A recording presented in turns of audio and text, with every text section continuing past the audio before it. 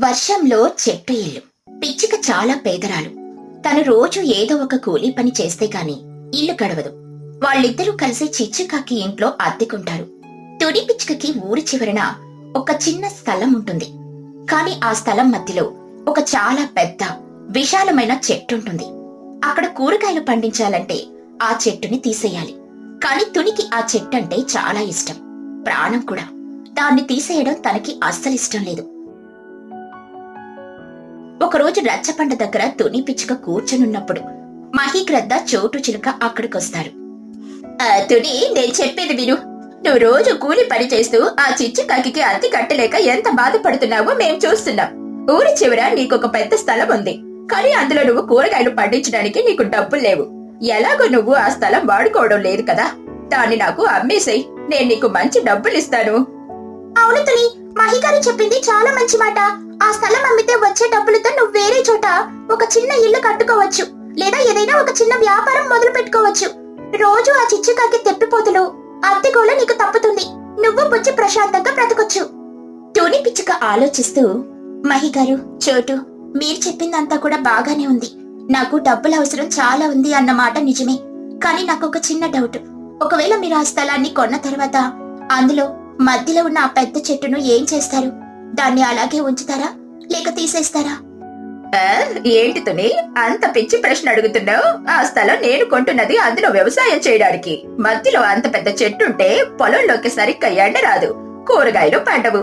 ఖచ్చితంగా ఆ చెట్టును నరికి తీసేస్తారు. అది నాకు చాలా అడ్డుగా అవుతుంది కదా, దాన్ని తీసేస్తేనేగా నాకు లాభం.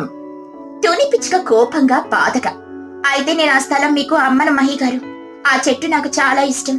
అది నేను చిన్నప్పటి నుండి చూస్తున్న చెట్టు. నా కష్టాలలో బాధలలో నేను వెళ్లి ఆ చెట్టు నీడలోనే కూర్చుంటాను. అది నాకొక ప్రాణం లేని నేస్తం లాంటిది.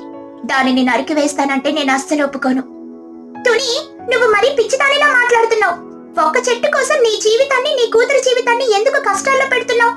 చెట్టుంటే కూరలు పండవు, డబ్బులు రావు. నువ్వు ప్రాక్టికల్ గా ఆలోచించు. చెట్టుని పట్టుకుని వేలాడితే నీకు అన్నం దొరుకుతుందా? నాకు డబ్బులు రాకపోయినా పర్లేదు చోటు, నేను కూలీ పని చేసుకుని బ్రతుకుతాను. నా కూతుర్ని నేనే కష్టపడి పెంచుకుంటాను. కానీ ఆ చెట్టుని మాత్రం నరికి వేయడానికి నేను ఎవరికి నా స్థలం అమ్మను. ఇది నా ఆఖరి మాట. తుని పిచ్చుక ఖచ్చితంగా చెప్పేయడంతో మహిగ్రద్ద, చోటు చిలుక ఏమీ అనలేక అక్కడి నుండి వెళ్లిపోతారు. అలా కొన్ని రోజులు గడిచిపోతాయి. తుని పిచ్చుకకి కూలీ పనులు సరిగ్గా దొరకవు. దానితో చిచ్చుకాకి అద్దె కట్టడం ఆగిపోతుంది. చిచ్చుకాకి అసలే పిసినారిది, కోపం ఎక్కువ. ఒకరోజు ఉదయం తుని పిచ్చుక ఇంటికొచ్చి గట్టిగా అరుస్తుంది.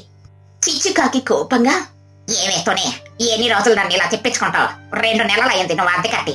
రోజు రేపు మాపు అంటూ నన్ను మోసం చేస్తున్నావు. ఇప్పటికిప్పుడు నువ్వు నా అద్దె డబ్బులు ఇస్తావా, లేదా నిన్ను నీ కూతుర్ని గడ్డి బయటపడేయనా? నాకు ఊరంతా అద్దెలు వస్తున్నాయి, కానీ నీ దగ్గరే నాకు నష్టం వస్తుంది. తుని పిచ్చుక చేతులు జోడించి, చిచ్చు, నన్ను క్షమించు. ఈ మధ్య నాకు సరిగ్గా కూలి పనులు దొరకడం లేదు. ఉన్న 1 రూపాయి కూడా బుజ్జికి తిండికే సరిపోతుంది. నాకు ఇంకో వారం రోజులు టైం ఇవ్వు. నేను ఎలాగైనా కష్టపడి నీ డబ్బులు నీకు ఇచ్చేస్తాను. దయచేసి నన్ను బయటికి గెంటేయకు. బుజ్జి పిచ్చుక ఏడుస్తూ, అవును చిచ్చు అత్త, మా అమ్మ రోజు పని కోసం చాలా కష్టపడుతుంది. మమ్మల్ని బయటికి పంపకే అత్త, మేమెక్కడికి వెళ్ళలేము. వారం లేదు, వెచ్చము లేదు. నేను ఇంకా ఒక్క క్షణం కూడా నిన్ను నా ఇంట్లో ఉండనివ్వను. నా ఇల్లు నాకు కావాలంటే అద్దె ఇచ్చే వాళ్ళు చాలా మంది ఉన్నారు. పిసినారి కాకి అని ఊరంతా నన్ను తిడతాను గాని మీలాంటి వాళ్ళకి ఇల్లేస్తే నాకు వచ్చే నష్టం ఎవరికి తెలియట్లేదు. నీ ఏడుపు నాటకాలు నా దగ్గర పనిచేయవు. నడవండి బయటికి. చిచ్చుకాకి దయ లేకుండా తుని పిచ్చుకని, పుజ్జి పిచ్చుకని వాళ్ళ చిన్న చిన్న సామాన్లని ఇంట్లో నుండి బయటకు గెంటేస్తుంది. తుని ఎంత బ్రతిమలాడినా వినదు. తుని పిచ్చుక ఏడుస్తూ తన కూతుర్ని పట్టుకొని తన స్థలం ఉన్న ఊరి చివరికి వెళ్తుంది. అక్కడున్న పెద్ద చెట్టు నీడలో వాళ్ళిద్దరూ కూర్చుంటారు. తుని పిచ్చుక కళ్ళు తుడుచుకుంటూ, ఏడవకు బుజ్జి, మనకెవరూ లేకపోయినా ఈ చెట్టుంది. ఈ రోజుటి నుండి ఇదే మన ఇల్లు. ఇక్కడే మనం బ్రతుకుదాం. నేను రేపటి నుండి ఇంకా ఎక్కువ పనులు వెతుకుతాను. అమ్మా, ఇక్కడ చాలా చీకటిగా ఉండమ్మా, నాకు భయం వేస్తుంది. మనం ఈ చెట్టు కింద ఎలా పడుకుంటామో? భయపడకు తల్లి, నేనున్నాను కదా, నా ఒడిలో పడుకో. ఈ చెట్టు తల్లి మనల్ని కాపాడుతుంది. అలా వాళ్ళు చెట్టు కింద పడుకుంటారు. కాని వాళ్ళనుకున్నట్టు ఆ రాత్రి ప్రశాంతంగా గడవదు. అర్ధరాత్రి సమయంలో ఆకాశం నల్లగా మారిపోతుంది.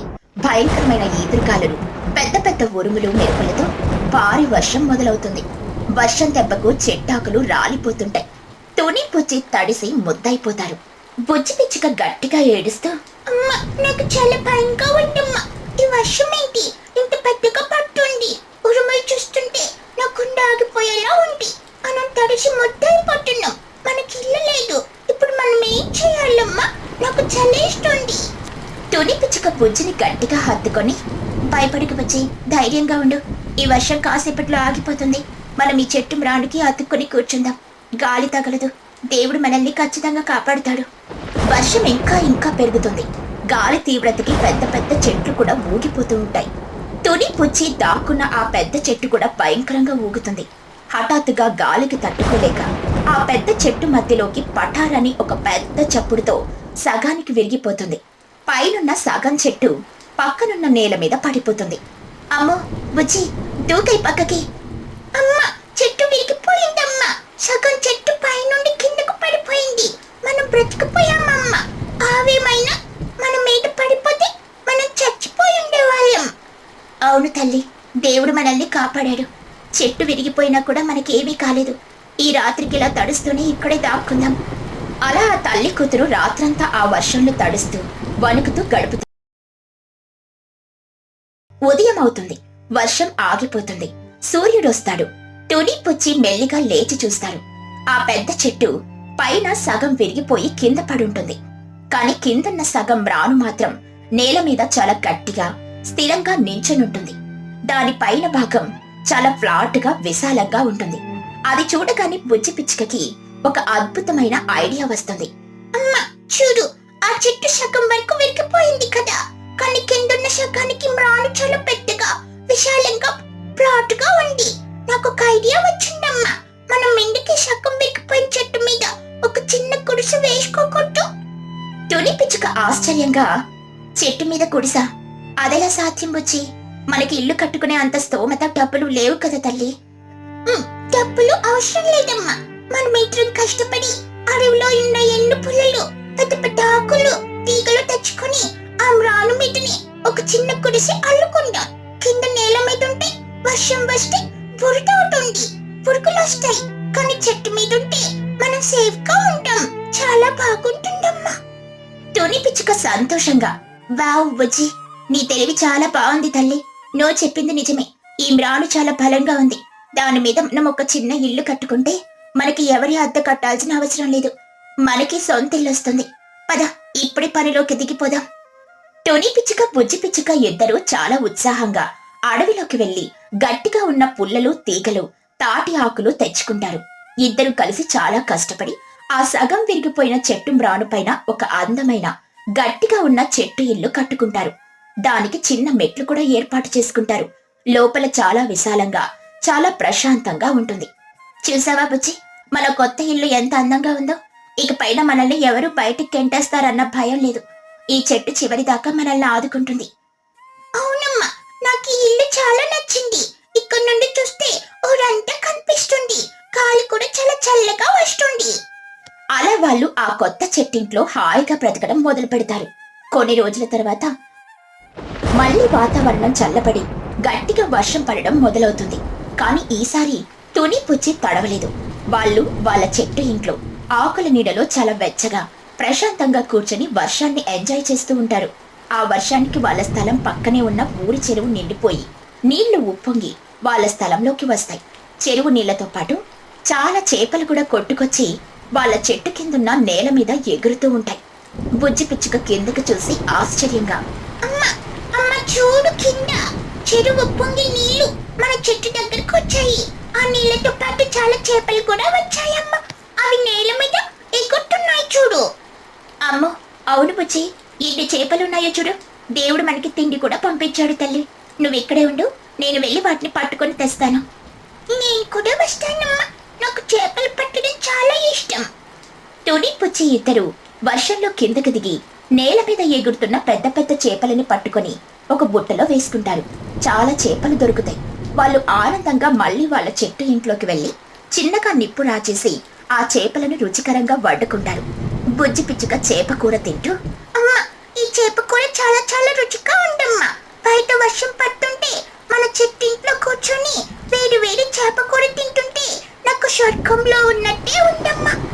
తుని పిచ్చుక ఆనందంతో కళ్ళల్లో నీళ్లు తెచ్చుకుంటూ, అవును బుజ్జి, ఒకప్పుడు మనం అద్దె కట్టలేక తిండి లేక ఎంత ఏడ్చామో, కానీ ఇప్పుడు చూడు, మన సొంత ఇంట్లో ఎవరి భయం లేకుండా ఎంత ప్రశాంతంగా తింటున్నామో.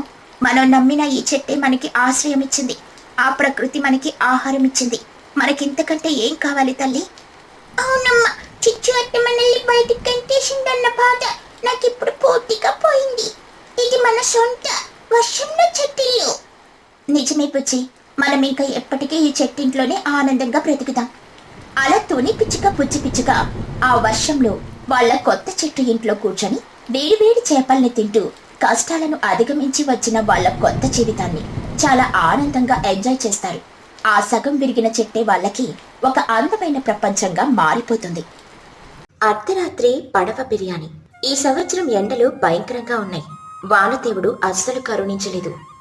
ఎండ తీవ్రత వల్ల ఊర్లో ఉన్న చెట్లన్నీ ఎండిపోయాయి. ఇంట్లో వంటలు చేసుకోవడానికి ఒక్క చిన్న కట్టెపిల్ల కూడా దొరకడం లేదు. కట్టెలు లేక పొయ్యి వెలగక పక్షులన్నీ ఆకలితో నకనకలాడిపోతున్నాయి. ఒకరోజు రాత్రి తుని పిచ్చుక, చోటు చిలుక, మహీగ్రద్ద మరియు లూసీ పావురం అందరూ రచ్చబండ దగ్గర కూర్చుని వాళ్ళ ఆకలి బాధలు చెప్పుకుంటూ ఉంటారు. అబ్బా, ఈ ఎండలకి మన ఊర్లో అస్సలు ఒక్క పచ్చటి చెట్టు కూడా మిగలలేదు. వంట చేసుకుందామంటే అస్సలు కట్టెలు దొరకడమే లేదు. 2 రోజులుగా పచ్చి కూరలు, పండ్లు తిని బ్రతుకుతున్నాం. నా కూతురు బుజ్జికి ఆకలితో కడుపు మాడిపోతుంది. ఏం చెయ్యాలో అర్థం కావట్లేదు. అవును తని, నిన్న నేను ఆడవంతా తిరిగాను. ఒక్క ఎండిపోయిన పుల్ల కూడా లేదు. అన్నీ ఎవరికి వాళ్ళు తెచ్చేసుకున్నారు. ఇప్పుడు మన ఇంట్లో పొయ్యి వెలిగేలా లేదు. పిల్లలు రోజు అన్నం పెట్టమని ఏడుస్తున్నారు. ఈ ఎండాకాలం అయిపోయే వరకు మనం ఎలా బ్రతకాలో ఏంటో. నిజమే చోటు, నేను కూడా రోజు వేటకు వెళ్ళి ఏమైనా తెద్దామని అనుకున్నా. అసలు అడవిలో ఏమీ దొరకడం లేదు. కానీ నాకు ఒక విషయం గుర్తొచ్చింది. మన ఊరికి అవతల చెరువు దాటితే ఇంకో ఊరుంది కదా, అక్కడ చెట్లు ఇంకా పచ్చగానే ఉన్నాయి. వాళ్ళకి కట్టెల సమస్య అస్సలు లేదు. అవునవును మహి గారు, ఆ ఊర్లో మన చిచ్చుకాకి ఉంటుంది కదా, తనకి కట్టెలకి లోటు లేదు. దానికి తోడు చిచ్చుకాకి వంట చాలా అద్భుతంగా చేస్తుంది. చిచ్చు చేతి వంట తిన్నోళ్ళు ఎవరైనా సరే ఫిదా అయిపోవాల్సిందే. ఆహా, ఆ వాసన తలుచుకుంటే ఇప్పుడే నాకు ఆకలి పెరిగిపోతుంది. ఐడియా బాగుంది లూసీ. మనం చిచ్చుకాకిని అడుగుదాం. వర్షాలొచ్చి మన ఊర్లో చెట్టు చిగురించేదాకా కట్టెలు దొరికే వరకు మనకు రోజు తనే వంట చేసి పంపమని అడుగుదాం. ఊరి జనాలందరికీ కలిపి వండి పెడితే మనం తనకి డబ్బులు ఇస్తాం. కానీ తుని, ఆ ఊరికి వెళ్ళాలంటే ఒక పెద్ద చెరువు దాటాలి కదా. నడిచి వెళ్తే చాలా దూరం. పగలు వెళ్ళాలంటే ఎండకు మాడిపోతాం. ఎలా వెళ్తాం అక్కడికి? దానికి భయం ఏం లేదు చోటు. చెరువు దాటడానికి మన దగ్గర పెద్ద పడవ ఉంది కదా, అందులో వెళ్దాం పదండి. ఈ రోజే వెళ్ళి చిచ్చుతో మాట్లాడొస్తాం. పిల్లల్ని జాగ్రత్తగా చూసుకోండి. తుని, చోటు, నేను వెళ్తాం. అలా తుని పిచ్చుక, చోటు చిలుక, మహీగ్రద్ద ముగ్గురు కలిసి పడవెక్కుతారు. మహీగ్రద్ద పడవ నడుపుతూ ఉంటుంది. చెరువులో పడవ ప్రయాణం చేస్తూ వాళ్ళు చిచ్చుకాకి ఊరి వైపు వెళ్తూ ఉంటారు. మహిగారు, పడవ కొంచెం మెల్లగా నడపండి. నాకు నీళ్ళంటే చాలా భయంగా ఉంది. పడవ ఎక్కడైనా మునిగిపోతుందేమోనని గుండె కొట్టుకుంటుంది. భయపడకు చోటు, నేనున్నాను కదా. ఈ చెరువు నాకు కొబ్బరి బోండం అంతా.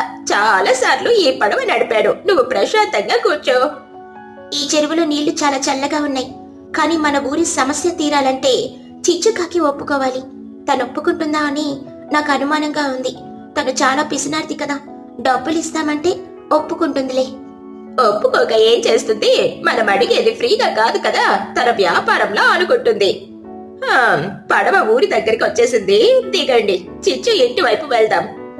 ముగ్గురు కలిసి చిచ్చుకాకి ఇంటికి వెళ్తారు. చిచ్చుకాకి అప్పుడే ఇంట్లో వంట చేసుకుంటూ ఉంటుంది. వంట వాసన బయటకొస్తూ ఉంటుంది.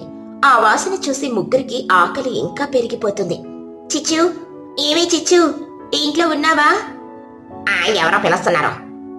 అరే తుని, చోటు, మహిగారు, ఏంటి మీ ముగ్గురు కలిసి హఠాత్తుగా మా ఊరికొచ్చారు? అది కూడా రాత్రిపూట. ఏమైంది? పడవలో వచ్చారా ఏంటి? అవును చిచ్చు, మాకు ఒక పెద్ద సమస్య వచ్చింది. అది తీర్చాలంటే నీ వల్లే అవుతుంది.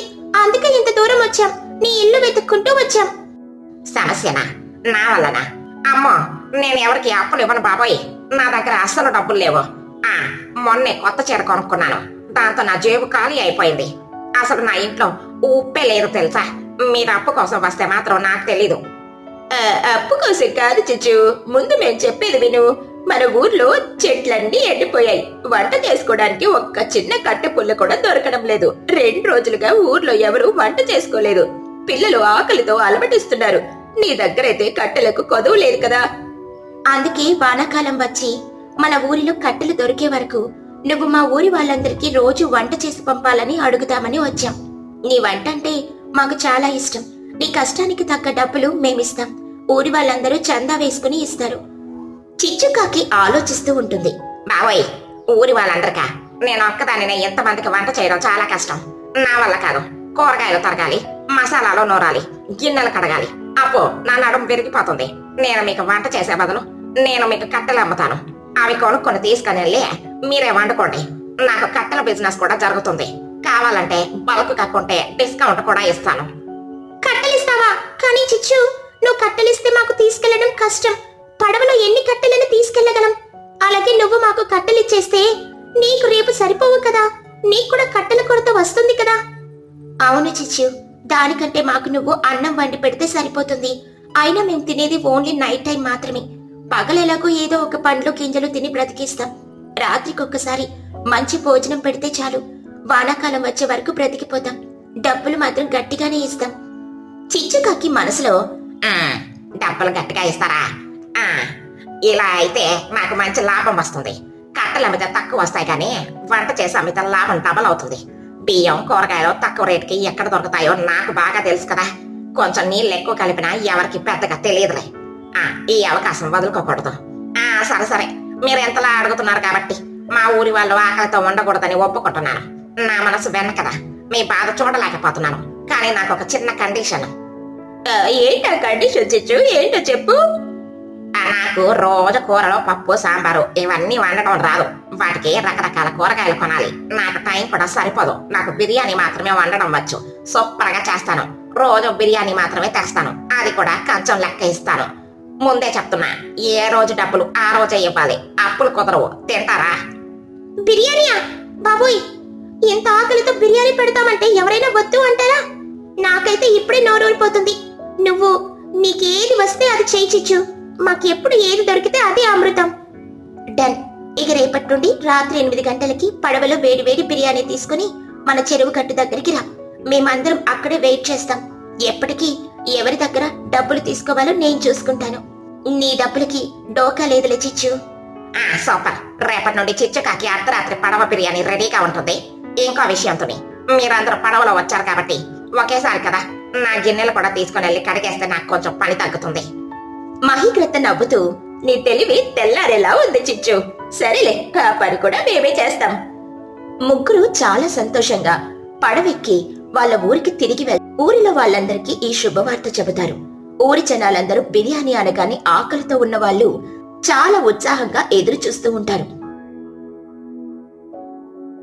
మరుసటి రోజు సాయంత్రం చిచ్చుకాకి పెద్ద పెద్ద గిన్నెల్లో తట్టల్లో బిర్యానీ వండి దానిని పడవలోకి ఎక్కించి చెరువు మీద ప్రయాణం మొదలు పెడుతుంది. చీకటి పడిన తర్వాత పడవ మెల్లగా తుని వాళ్ళ ఊరికట్టు దగ్గరికి చేరుకుంటుంది. ఊరిలో పిల్లలు పెద్దలు అందరూ ఆకలితో గట్టు మీద కూర్చుని ఉంటారు.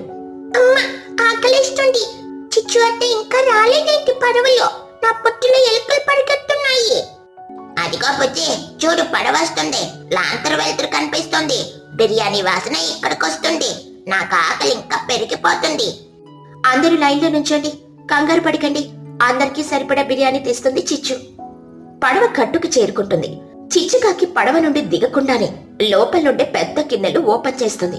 ఆ వేడివేడి బిర్యానీ వాసన ఊరంతా వ్యాపిస్తుంది. అందరి నోరుల్లో నీళ్లు ఊరుతాయి. వచ్చేసా. వేడి వేడి అర్ధరాత్రి పడవ బిర్యానీ తెచ్చేసా.